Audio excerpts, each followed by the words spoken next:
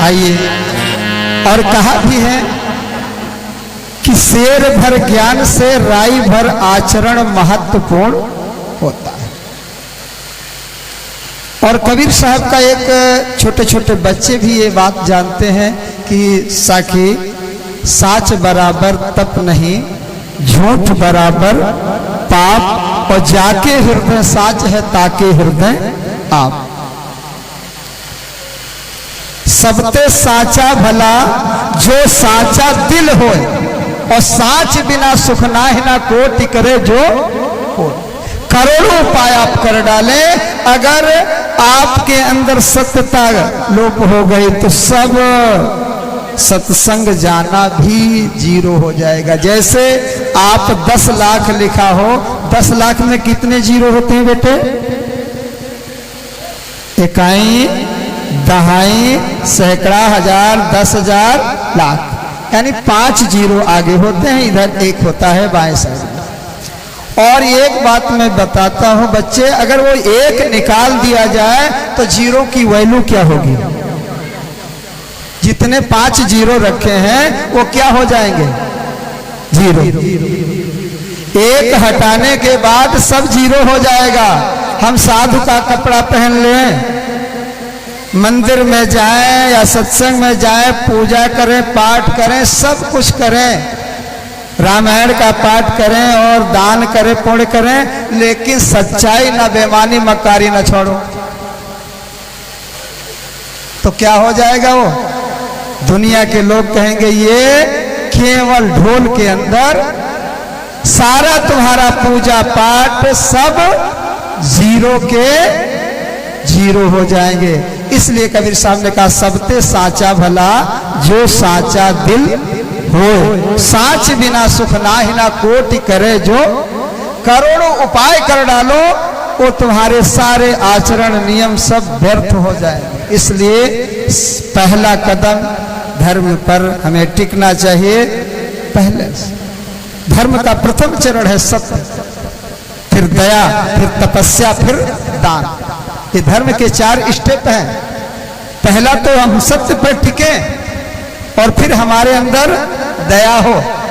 अगर दया नहीं होगी तो हम भूखे को रोटी नहीं देंगे। सत्संग आप लोग सब लोग सुने, और कोई भूखा आए या दरवाजे पर कुत्ता आए बैठा हो, आशा लगाए कि एक टुकड़ा मिलेगा, उठा के एक डंडा हानि दे हो, सत्संग सुन के गए हो, तो सत्संग तुम्हारा क्या हो गया? क्योंकि वो आचरण में नहीं उतरा, इसलिए तुम्हारा सत्संग व्यर्थ हो जाएगा। इसलिए करनी करे सो, कथनी कथे सो पूत हमारा, और करनी करे सो नाती। नाती और पोते में कितना डिफरेंस होता है, माताएं लोग जान सकती हैं। कितना नजदीकी होता है, नाती पोता हो और नाती दोनों खड़े हो तो माताएं लोग नाती को ज्यादा दुलार देती हैं। कबीर साहब इसी बात को पुष्ट करते हैं कि कथनी कथे सो पूत हमारा, और करनी करे सो नाती, और रहनी रहे सो गुरु हमारा। हम रहनी के साहब कहते हैं हम रहनी के साथी हैं, जिसके स्वभाव में वो बातें उतर आए, हृदय में उतर गई हो बातें। कथनी केवल कही जा कह दे, और करनी भाई 1 गिलास पानी ले आओ, तो कोई दौड़ करके ले आओ 1 गिलास पानी। और मान लो कहने पर ले आया, और लेकिन घर पर आते ही बिना कहे 2 बतासा 1 गिलास पानी मिल रहा है, तो वो स्वभावगत है। कोई भी आया, अपना आया तो लाया और दूसरा आया तो नहीं आया, ये भी गलत। स्वभाव में जिसके बात उतरी होगी वो जीवन में उसे तुरंत देखते ही उस पर क्रिया होती है, क्रियागत हो जाता है स्वभाव में उतरी बातें। इसलिए हम सत्संग को हृदय में उतार लें। कथनी कथे सुपूत हमारा, और करनी करे सो नाती। साहब कहते वो हमारा और नजदीकी है, और रहनी रहे सो गुरु हमारा। हम रहनी के साथी, यानी जो रहनी रहता है, जिसकी रहनी ठीक हो जाएगी उसका जीवन ठीक हो जाएगा। जैसे कि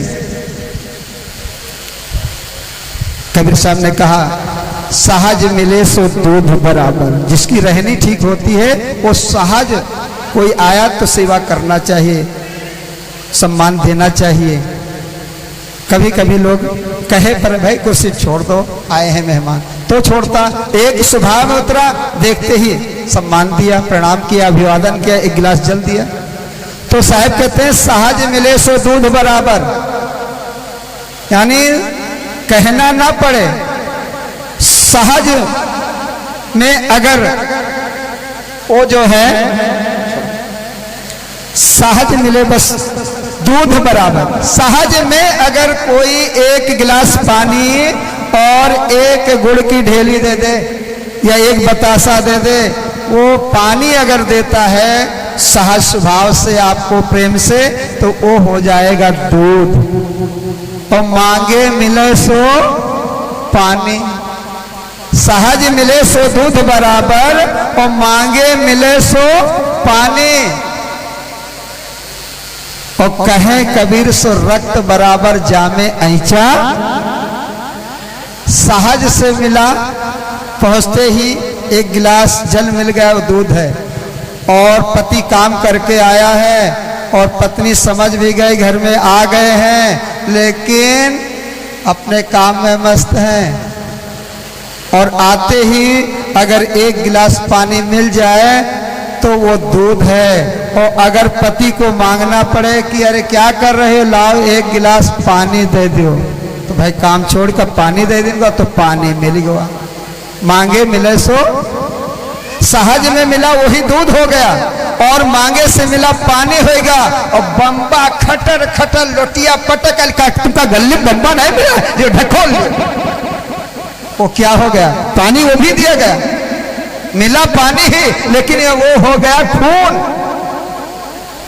इसलिए जीवन में उतारे, सहज मिले सो दूध बराबर और मांगे मिले सो पानी। और कहे कबीर सो रक्त बराबर जामे ऐचा। इसलिए आप लोग अपने स्वभावगत में बातों को उतारें, लाभ तभी हो सकता है।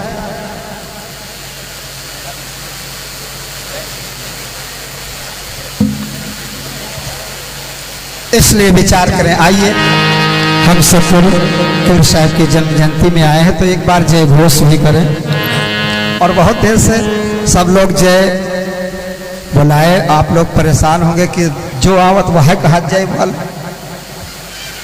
जो आता वही कहता जय। अरे कहाँ तक जय बोलिए, वही खाया कुछ मिला नहीं, और जो आवत कहा जय बोलो। अरे जय इसलिए बोला जाता है कि कोई भी यहाँ बैठा हार नहीं चाहता है। अगर जय अपनी चाहते हो तो जय महापुरुषों की बोलना पड़ेगा, क्योंकि जय जब दूसरे की चाहोगे तो जैसा आप चाहते हो वैसा कर्म करना पड़ता है। हम चाहें आम खाने को मिले और बोए क्या, मानुष की देहियां बारंबार न मिली और बोए बबुरा तो खाए का अनार नहीं मिलेगा। इसलिए चाह के साथ हमारी राह भी होनी चाहिए।